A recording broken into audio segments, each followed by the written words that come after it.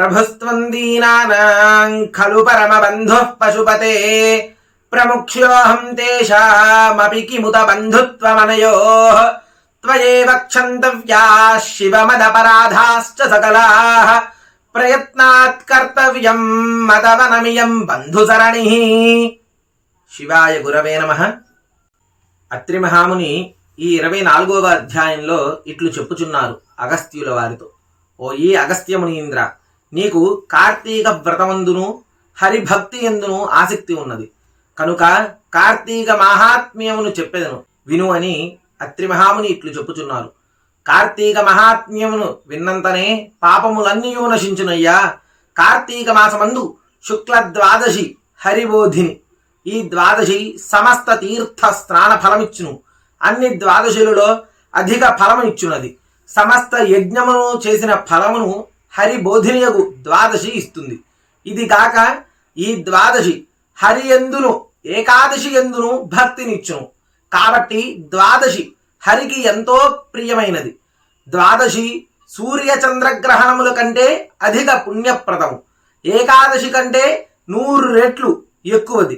సమస్త పుణ్యమును ఇచ్చున్నది. ద్వాదశి నాడు చేసిన పుణ్యము 1,000,000 రెట్లు అగును. ద్వాదశి పుణ్యదినము కనుక కొంచెముగానున్నను పారణకు ఉపయోగించవలెను. కానీ ద్వాదశిని విడిచి పారణ చేయకూడదు. ఇతర నియమములన్నిటినీ విడిచి ద్వాదశి స్వల్పకాలమందు పారణ చేయవలేను.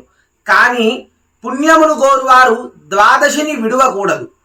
ఏకాదశి యందు ఉపవాసము ఆచరించి మరునాడు ద్వాదశి కాలము అతిక్రమించకుండానే భోజనము చేయవలేను.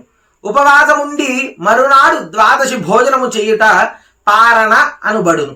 ఈ విషయమును తెలిసిగే పూర్వమందు పరమ భాగవతుడైన అంబరీష మహారాజు గారు పారణకు ద్వాదశిని విడువలేదు. ద్వాదశి ఉండగానే హరికి నివేదించిన అన్నము భుజించుట పారణ అనుబడును. అంతలో దూర్వాస మహాముని వచ్చి ఆతిథ్యమును అనే వంక చేత భోజనము యాచించాడు. అంబరీషుడు సరేనని ద్వాదశి పారణకు దుర్వాస మహామునిని రమ్మన్నాడు. దుర్వాసనుడు పారణకు అంగీకరించి అనుష్ఠానము కొరకు వెళ్ళెను. ఆనాడు ద్వాదశి అతి స్వల్పముగా కొద్దిగానే ఉన్నది. దూర్వాసనుడు రాకపోయెను. ద్వాదశి పోవచున్నది. ఇట్టి సంకటము సంభవించినది. అప్పుడు హరిభక్తుడైన అంబరీషుడు ఇట్లా విచారిస్తూ ఉన్నాడు. ఈ దూర్వాస మహాముని పాలన కొరకు అంగీకరింపబడినాడు. ఇంతవరకు రాలేదు. ద్వాదశి అతిక్రమించి భుజించిన అధర్మమగునే. బ్రాహ్మణుడి కంటే ముందు భుజించిన ఎడల కోపించి అగ్నితో సమానుడైన ముని శాపమిస్తాడు కనుక ఇప్పుడు ఏది కుశలము? ఉపవాసమందెట్లు ఏకాదశిని విడువరాదో అట్లే పారణ ఎందును ద్వాదశిని విడువకూడదే. ద్వాదశిని విడిచిన ఎడల హరిభక్తిని విడిచిన వాడనగుదును. ఏకాదశి నాడు ఉపవాసము చేయక ఏ దోషమునకు పాత్రుడు నగుదునో ద్వాదశిని విడిచిన ఎడల అట్టి దోషమే సంభవిస్తుంది కదా. ఇదిగాక ద్వాదశి పారణాతిక్రమణము 12 ఉపవాసముల ఫలమును పోగొడుతుంది కదా. ద్వాదశిని విద్వాంసుడు విడువకూడదు. హరివాసరము పుణ్యదినమునుగాన విద్వాంసుడు విడువరాదు. దానిని విడిచిన ఎడల పురుషునకు పుణ్య సంచయము చేకూరదు. అనేక జన్మములందు చేసిన పుణ్యము హరివాసరమును విడిచిన ఎడల నశిస్తుంది. అందువలన కలిగడి పాతకమునకు నివృత్తి లేదయ్యా. ఒక్క ద్వాదశి అయినను విడవకూడదు. దీనికి ప్రతీకారము లేదు. అనేక వాక్యాలతో పని ఏమున్నది? ఇది నిజము కదా. హరివాసరమును విడిచిన ఎడల హరిభక్తి ఉండదు. హరిభక్తిని విడిచుట యందు నాకు మహాభయమున్నది. కాబట్టి ఇట్టి సంకటమందు హరిభక్తిని విడిచుట కంటే పారణమే ముఖ్యము కదా. బ్రాహ్మణ శాపము వలన నాకేమీయూ భయము లేదు. శాపము వలన కల్పాంతము దుఃఖము రానిమ్ము. ద్వాదశిని విడిచినచో హరివాసరము 10 ఏకాదశులు విడువబడినది అవుతుంది. హరివాసరమును విడిచిన ఎడల హరిభక్తి లోపించును.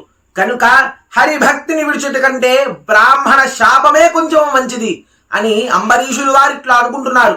కాబట్టి హరిభక్తికి లోపము తెచ్చుకంటే బ్రాహ్మణుని కంటే ముందు భోజనము చేసి ద్వాదశి హరివాసరమును పోనివ్వక తద్వారా హరిభక్తిని నిలుపుకొనుట చాలా మంచిది అని ఆలోచిస్తూ, అట్లైన ఎడల హరి ఏ కష్టాలు రాకుండా కాపాడుతాడు. అంబరీషుడు ఇట్లు మంచి మనస్సుతో నిశ్చయించుకొని వేదవేత్తలైన బ్రాహ్మణుణ్ణి ఇట్లా అడుగుచున్నాడు. ఓ ఈ బ్రాహ్మణోత్తములారా వినుడు, దుర్వాసనుడు భోజనముకు వచ్చిందని నాకు చెప్పి ఉన్నాడు. నేను అట్లే అని అంగీకరించి తిని ఇప్పటికీ రాలేదు. ద్వాదశి పోవుచున్నది కనుక బ్రాహ్మణుడి కంటే పూర్వము భోజనము చేసినందున బ్రాహ్మణాతిక్రమణము, ద్వాదశిలో పాలన చేయకపోతే ద్వాదశ్యతిక్రమణము కలుగుతుంది.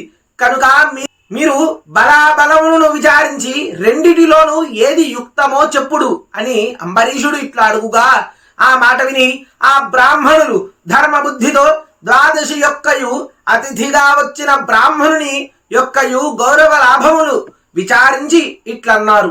బ్రాహ్మణులు ఇట్లు పలికారు.